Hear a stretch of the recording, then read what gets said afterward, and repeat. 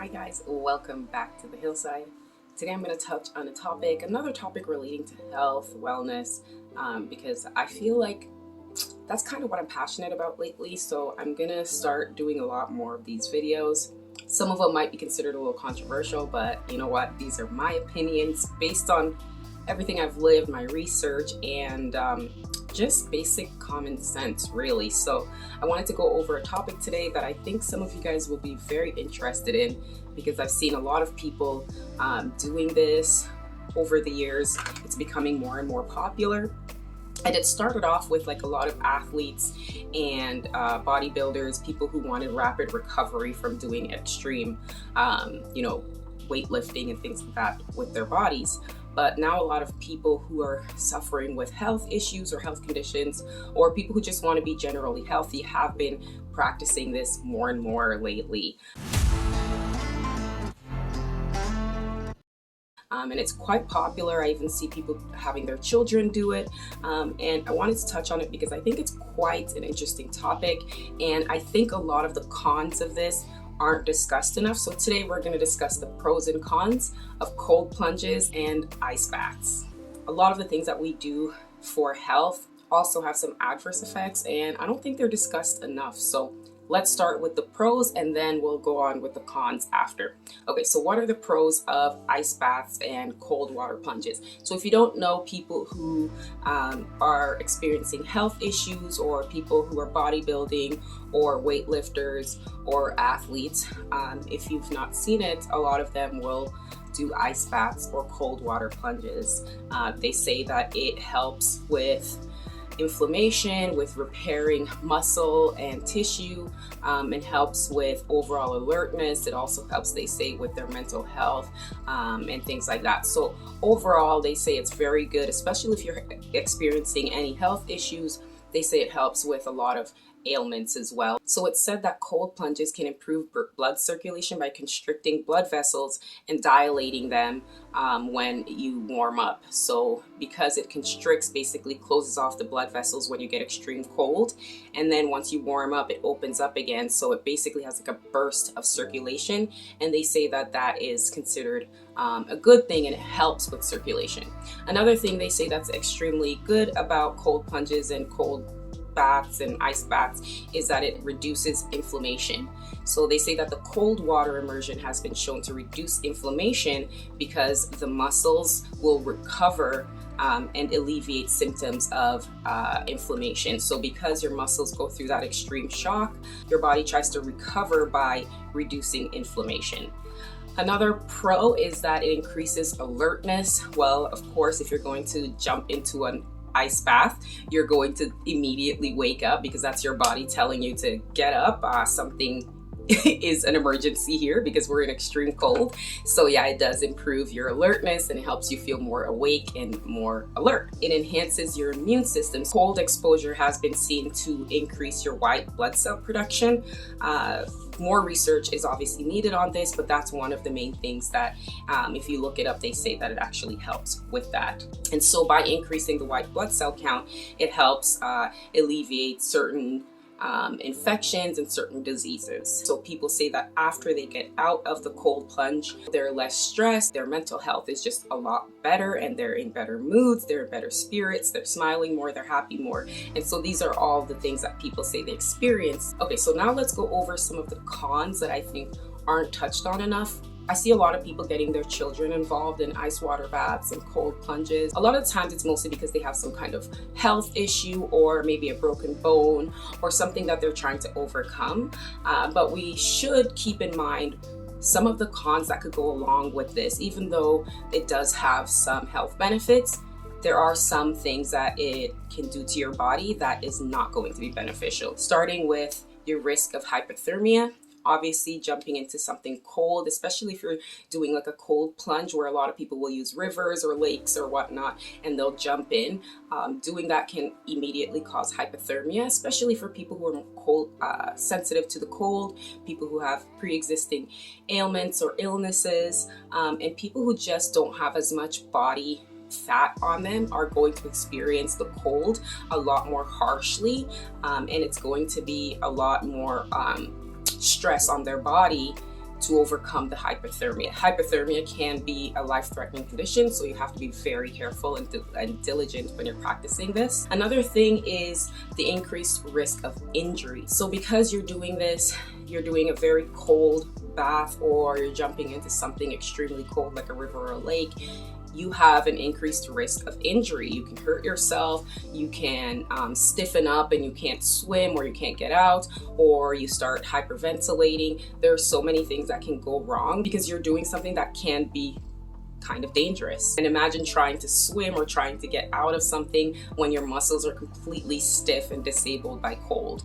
The shock and discomfort, because our bodies are at a normal basal temperature, and when you put yourself into that extreme temperature, you go into shock. And some people don't recover as quickly from the shock, and some people, like, the shock can last a pretty long time, and sometimes the shock on your body can cause too much stress on your body, and that will lead to other issues. Now let's touch on some of the more important things that I think are cons when it comes to cold plunges and ice water baths. The potential for cardiovascular stress.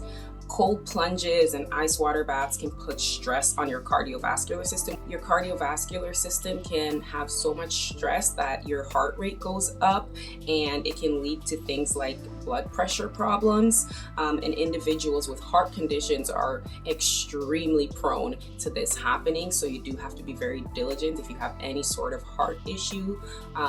That cold plunges might not be the best for you. Another phenomenon called after drop, and I'm going to try to explain it as quickly and simply as I possibly can. So after drop is basically your body cutting off circulation to your extremities, like your arms and your legs, so that it can put all of its energy and warmth into your core, which houses your organs. Those are the most important thing that your body needs. So it pulls all of the circulation away from your arms and legs, and it puts it only into your core so that it keeps you alive, basically. When emerging from ice water baths, blood returns to the cold limbs and it begins to warm up the muscles. But the blood that comes through the extremities, like your arms and your legs, must eventually return to your heart. So your arms and legs are practically frozen. That blood is extremely cold, and it goes back into your heart because it's a closed system. Core body temperature continues to fall even while you're rewarming up, because the blood from your extremities is so cold that when it goes to your heart, it's still cold, and then it comes back out cold.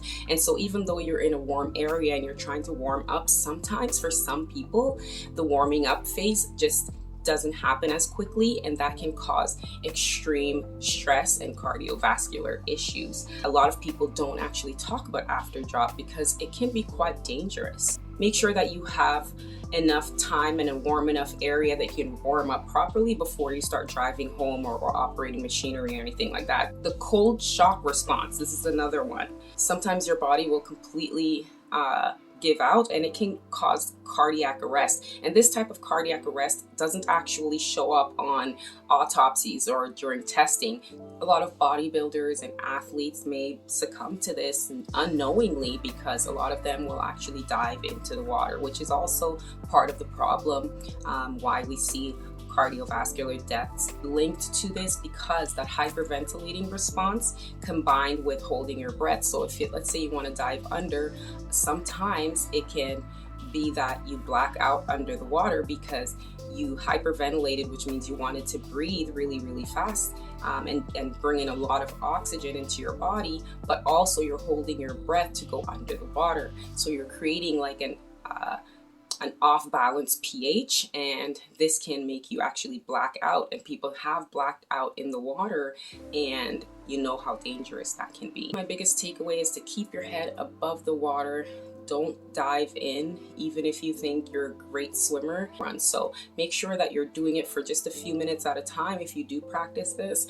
The only reason you want to do ice baths or cold plunges is because you want the health benefit from it. So if you're one of those people who it's not going to be beneficial for you, it's probably best if you just don't do it at all, or at least speak to your doctor or healthcare practitioner before you start doing this. The last point is that stress in general for your body is not a good thing. Your body doesn't care if it's acute or whatever. It doesn't care what kind of stress. Stress is stress, and it's seen by your body as stress. And I actually had a discussion on my Instagram on a very popular page. Actually, I'm going to try to find part of it and put it in the video. And I asked the question because a lot of these bodybuilders and a lot of these health gurus are promoting ice baths, and I've known about this for many years about ice baths, but I never actually was interested in it. So I did a lot of research. I looked into it, and from my research, there are some pros to it, absolutely, but there are cons as well. People with diabetes, heart disease, stroke, any sort of things like that, you should not be practicing cold plunges.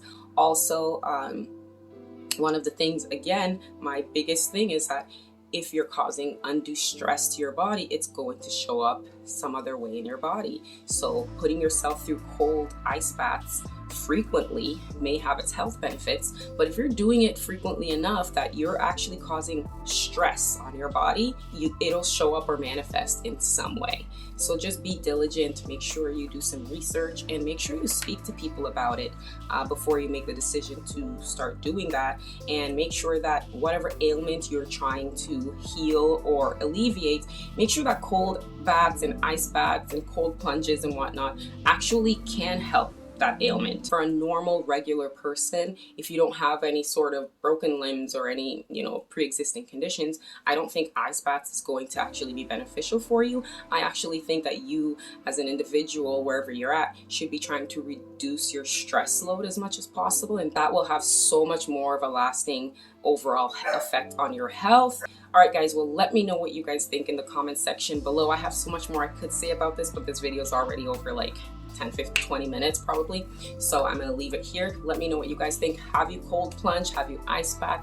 What was your experience? Did it actually help you? How so? Just let me know what you guys think. I really look forward to reading your comments in the comment section below. Make sure you like the video. It really does help me out, and share it if you find that this is going to be helpful to anyone. I love you guys, and I will see you in the next one. Stay peaceful. Bye.